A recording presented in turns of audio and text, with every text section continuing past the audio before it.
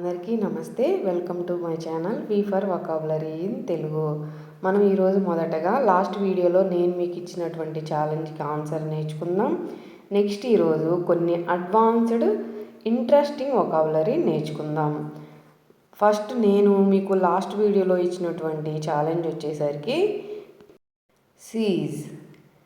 Seize అనేది అసలు అర్థం ఏమిటి, దాన్ని ఎన్ని సందర్భాల్లో వాడతాం, జనరల్గా మనం ఈ వర్డ్ ప్లేస్లో ఏం వాడుతూ ఉన్నాం, దీన్ని ప్రొనౌన్సియేషన్ ఎలా పలకాలి, దీన్ని ఎగ్జాంపుల్ ద్వారా ఇప్పుడు ఫుల్ ఫ్లెడ్జ్డ్గా నేర్చుకుందాం. సీజ్ దీన్ని ఎలా పలకాలి అంటే సీజ్ అని పలకాలి. కింద తెలుగులో కూడా ఎలా పలకాలి ఇచ్చాను చూడండి. సీజ్ అని పలకాలి. సీజ్ అంటే ఆపడం, నిలిపివేయడం, ముగించటం అని అర్థం అన్నమాట. సో మనం జనరల్గా సీజ్ ప్లేస్లో to stop or end, come to an end, stop, conclude, finish, wind up అని చెప్పాల్సిన సందర్భంలో మనం అడ్వాన్స్డ్ లెవెల్లో సీజ్ అని వాడతామన్నమాట. సో దీన్ని చంకు మెథడ్ అంటే ఈ కింద మీకు బాక్స్లో ఇచ్చాను చూసారా, దాన్ని చంకు మెథడ్ అంటారు. చంక్స్ అంటే ముక్కలుగా విడదీసిన వాటిని మనం ఏమంటాం, సిలబల్స్ అంటాం. సీజ్లో ఎన్ని సిలబల్స్ ఉన్నాయి చెప్పండి? సింగిల్ సిలబల్ సీజ్ అనేది.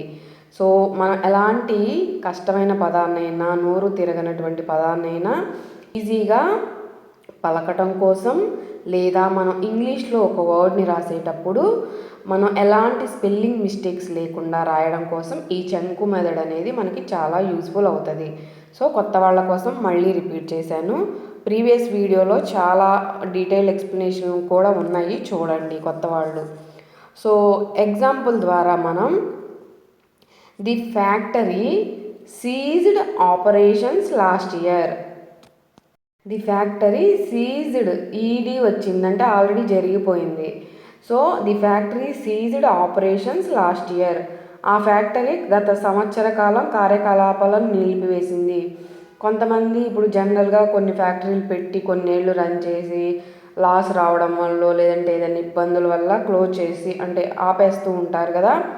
అలాంటి సందర్భాల్లో మనం ఈ అడ్వాన్స్డ్ వొకాబులరీని వాడతాం. మరియు ఇప్పుడు మనం ఏదైనా గవర్నమెంట్ రూల్స్ లేకుండా ఏవైనా మూసేస్తూ ఉంటారు, అంటే వాళ్ళు పర్మిషన్స్ తీసుకోకుండా పెట్టినప్పుడు పోలీసులు వచ్చి సీజ్ చేస్తారు. సో అలాంటి సందర్భాల్లో కూడా వాడతాము. సో మీకు క్లియర్ కదా, అర్థమైంది కదా. మనం ఈరోజు రోజు తరచూ వింటూ ఉండే కొన్ని అడ్వాన్స్డ్ వొకాబులరీ, ఇంట్రెస్టింగ్ వొకాబులరీ నేర్చుకుందాం మనం. ఫస్ట్ వర్డ్ వచ్చేసరికి రేర్లీ అంటే అరుదుగా, అంటే తరచుగా కాకుండా, ఓకేనా. లేదు అంటే చాలా అరుదుగా, అంటే అప్పుడప్పుడు అని అర్థం అన్నమాట. సో మనం ఇది ఒక యాడ్వర్బ్ అండి. వెర్బ్ అంటే పని, యాడ్వర్బ్ అంటే ఏంటి, దానికంటే ఇప్పుడు ఎగ్జాంపుల్స్ మీకు అర్థం అవ్వడం కోసం చెప్తున్నా. ఇప్పుడు మనం ఒక పని చేస్తున్నాం, నడుస్తూ ఉన్నామని చెప్పాలి అనుకోండి. దానికి మనం ఓకే స్పీడ్గా నడువు అంటే అదొక యాడ్వర్బ్. అంటే దాన్ని కొద్దిగా స్పీడ్గా నడువు అంటే వేగంగా నడువు అనేది ఒక యాడ్వర్బ్ కదా. పనికి మనం ఒకటి యాడ్ చేస్తున్నాం ఎక్స్ట్రాగా, సో యాడ్వర్బ్ అనమాట. సో ఇది కూడా రేర్లీ అనేది కూడా యాడ్వర్బ్ అనమాట. అరుదుగా, తరచుగా కాకుండా, అప్పుడప్పుడు అని చెప్పాల్సిన సందర్భంలో మనం జనరల్గా ఏం వాడుతూ ఉంటాం దీని ప్లేస్లో అంటే ఇవన్నీ కూడా synonyms. So once in a while, infrequently, hardly ever, seldom, occasionally, sometimes, irregularly, once in a blue moon అని చెప్పాల్సిన సందర్భంలో మనం రేర్లీ అని అడ్వాన్స్డ్ లెవెల్లో వాడతామన్నమాట. సో మనం చంకు మెథడ్లో దీన్ని ఎలా పలుకుతాం చూడండి, నాతో పాటు కలిపి పలకండి. రేర్లీ అని విడదీసి పలకడం ద్వారా ఈజీగా ప్రొనౌన్స్ చేయగలుగుతాము. సో మనం మీనింగ్ రాసేటప్పుడు కూడా ఈ చంకు మెథడ్ని రేర్లీ అని మనం పలుకుతూ విడదీస్తూ రాయడం వల్ల స్పెల్లింగ్ మిస్టేక్స్ అనేవి కూడా చాలా వరకు తగ్గిపోతాయి అన్నమాట. సో బాగా గుర్తుపెట్టుకోండి. దీన్ని మనం ఎగ్జాంపుల్స్ ద్వారా ఇప్పుడు నేర్చుకుందాం. We rarely go to the cinema. We rarely go to the cinema అంటే మేము సినిమాకి అలా అరుదుగా, చాలా అరుదుగా వెళ్తాము. అంటే మేము అంతగా సినిమాల మీద ఇంట్రెస్ట్ ఉండదండి మాకు. సినిమాలు అప్పుడప్పుడు ఎప్పుడో ఏదైనా అందరూ బాగుంది సినిమా వెళ్ళి థియేటర్లోనే చూడాలి అంటూ ఇప్పుడు జనరల్గా కాన్వర్జేషన్స్ మన ఇంట్లో వస్తూ ఉంటాయి కదా, అలాంటి సందర్భంలో రేర్గా వెళ్ళే అకేషన్స్ అలాంటి వాటికి మనం ఈ అడ్వాన్స్డ్ వొకాబులరీని వాడతామన్నమాట. ఇప్పుడు ఇంకొక ఎగ్జాంపుల్ చూద్దాం. I rarely watch TV. I rarely watch TV అంటే నేను టీవీ చాలా అరుదుగా చూస్తాను. సో ఎంతమందికి ఈ సెంటెన్స్ అనేది రిలేట్ అయిందో ఖచ్చితంగా కామెంట్ చేయండి.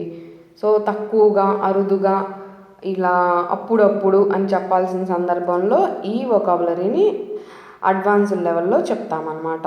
So coming to the next word, privilege. ఎలా పలకాలి? ప్రివిలేజ్. ప్రివిలేజ్ అని పలకాలి.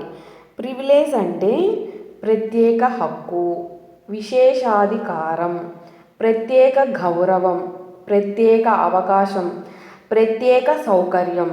ఓకేనా? ఇవన్నీ కూడా ప్రివిలేజ్కి అర్థాలండి. సో మనం ఇన్ని సందర్భాలలో ప్రివిలేజ్ని వాడచ్చు అనమాట.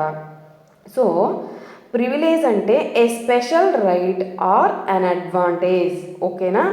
ఏ స్పెషల్ రైట్ అంటే ఒక ప్రత్యేక హక్కు, లేదంటే ఒక ప్రత్యేక అవకాశం, గౌరవం, ఇవన్నీ కూడా వస్తాయి అన్నమాట. సో మనం దీన్ని జనరల్గా advantage, right, benefit, concession, as an honour అని చెప్పాల్సిన సందర్భంలో మనం అడ్వాన్స్డ్ లెవెల్లో ప్రివిలేజ్ అని వాడతామన్నమాట. దీన్ని మనం చంకు మెదడు ద్వారా ప్రివ్ ఈ లేజ్, ప్రివ్ ఈ లేజ్ అని విడదీసి పలకడం ద్వారా ఈజీగా ప్రొనౌన్స్ చేయగలుగుతాము. సో దీన్ని మనం ఎగ్జాంపుల్స్ ద్వారా it's a privilege to meet the president.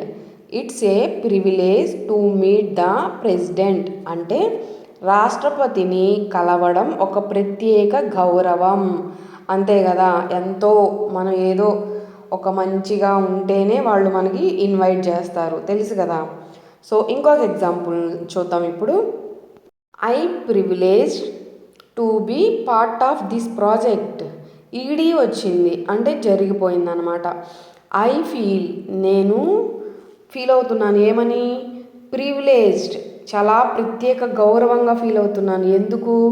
To be part of అంటే నేను టు బీ పార్ట్ ఆఫ్ అంటే భాగస్వామి, అంటే దానిలో మనం పాల్గొనడం అనేది ఒక ప్రత్యేకంగా, అంటే ఈ ప్రాజెక్ట్లో నేను కూడా ఒక భాగం అయినందుకు నాకు ప్రత్యేకంగా గౌరవం ఉంది అని అర్థం అనమాట. Coming to the next word, criteria. ఎలా పలకాలి? క్రైటీరియా.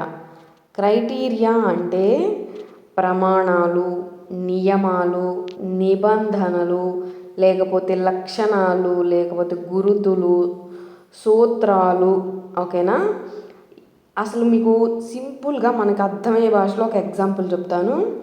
ఇప్పుడు ఒక జాబ్కి 100 మంది అప్లై చేస్తారు. ఓకేనా? దానిలో వాళ్ళకి పొజిషన్స్ 2 ఉంటాయి. ఈ 100 మందిలో ఇద్దరిని సెలెక్ట్ చేయడం ఏ విధంగా చేస్తారు చెప్పండి? అందరికన్నా ఎక్కువ స్కిల్స్ అన్నా ఉండాలి, అందరికన్నా కమ్యూనికేషన్ బాగా ఉండుంటే ఆ ఇద్దరిని సెలెక్ట్ చేస్తారు. అవునా? ఇంకా సింపుల్ ఎగ్జాంపుల్ చెప్తాను. మనకి గవర్నమెంట్ అనేది పింఛన్ ఇస్తుంది కదా, పింఛన్ అనేది అందరికీ ఇస్తుందా, లేకపోతే ఏజ్ లిమిట్ వాళ్ళ ఏజ్ని బట్టి ఇస్తుందా చెప్పండి?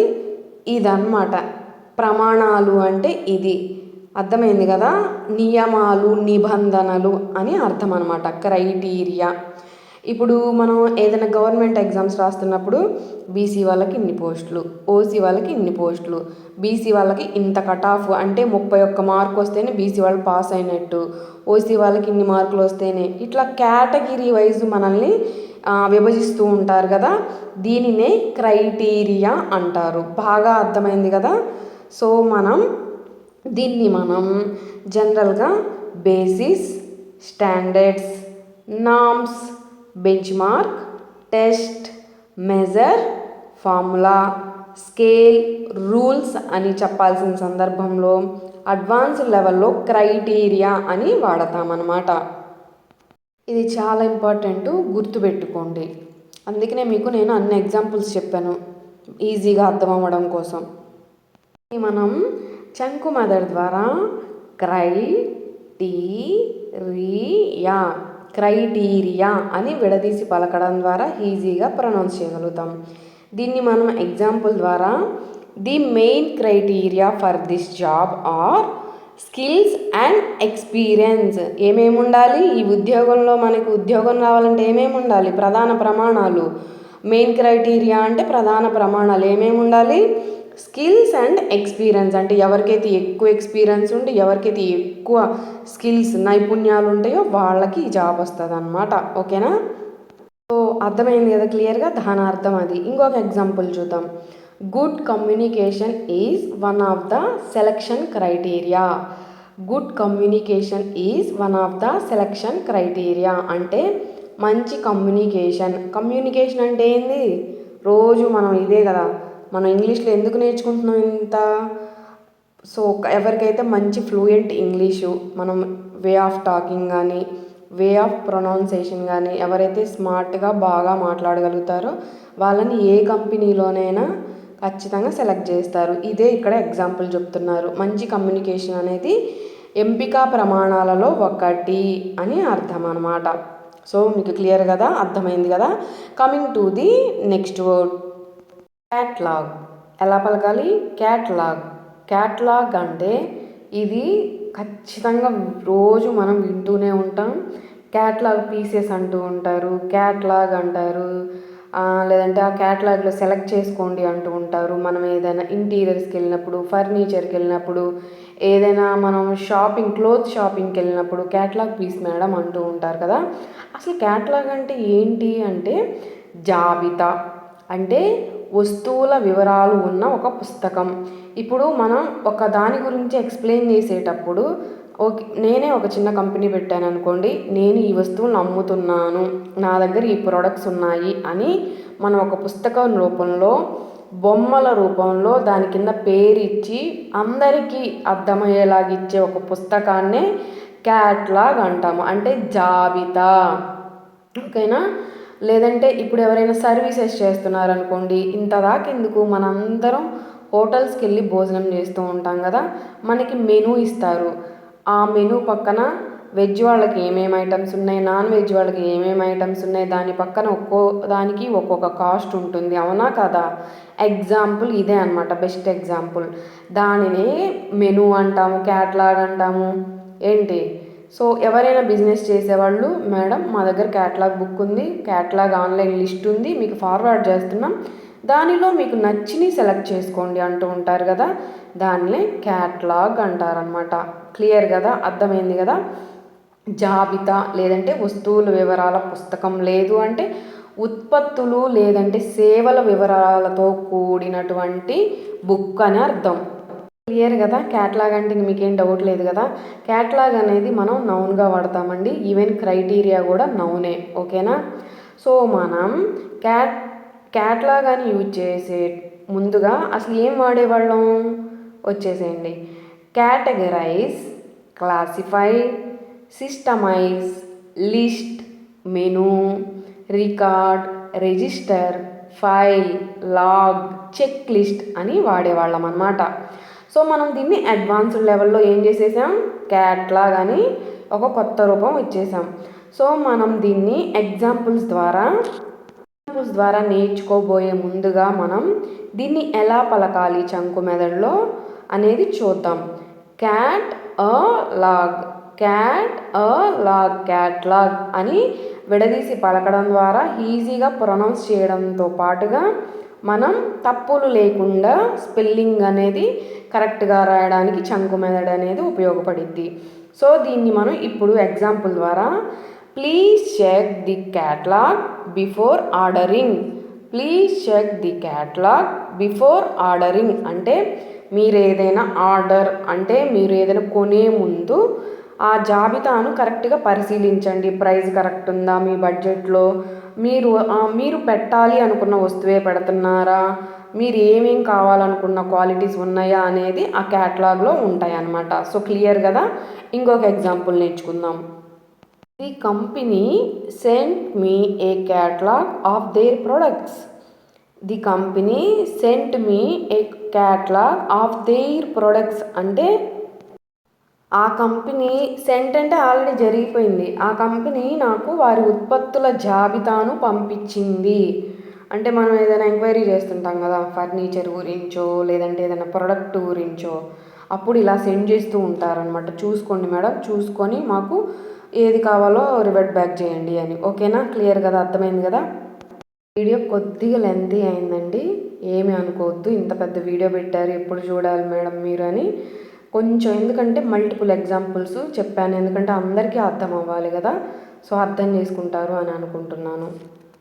ఈరోజు మీకు ఇవ్వబోయే ఛాలెంజ్ వచ్చేసరికి గ్రాస్. అసలు దీని ప్రొనౌన్సియేషన్ కరెక్టేనా, మనం రోజు పలికే విధానం, అసలు దీని అర్థం ఏంటి? మనం లెగిస్తే గ్రాస్ శాలరీ అంటూ ఉంటాం. మీకు ఎగ్జాంపుల్ కోసం చెప్తున్నా. అంటే అసలు అర్థం ఏంటి, దీన్ని ఎన్ని సందర్భాల్లో వాడతాం, మనం రియల్ లైఫ్లో ఎక్కడ వాడుతున్నాం ఈ పదాన్ని అనేది మనం కమింగ్ వీడియోలో నేర్చుకుందాం. తప్పైనా పర్వాలేదు, గెస్ చేసి ఖచ్చితంగా కామెంట్ చేయండి. సో ఈ వీడియో మీకు నచ్చింది, యూస్ఫుల్ అనే అనుకుంటున్నాను. మీకు కనుక మన వీడియో నచ్చినట్లయితే లైక్ చేయండి. ఎవరికైనా యూస్ఫుల్ ఉంది అంటే కనుక మర్చిపోకుండా తప్పకుండా షేర్ చేయండి. మీరు ఈరోజే చూస్తున్నట్లయితే మన వీడియోస్ మీకు యూస్ఫుల్ అనుకుంటే కనుక సబ్స్క్రైబ్ చేసుకోండి. మీ అందరి బ్లెస్సింగ్స్కి థ్యాంక్ యూ సో మచ్. మీ అందరి బ్లెస్సింగ్స్ ఇలాగే ఉండాలని కోరుకుంటూ thanks for watching my video.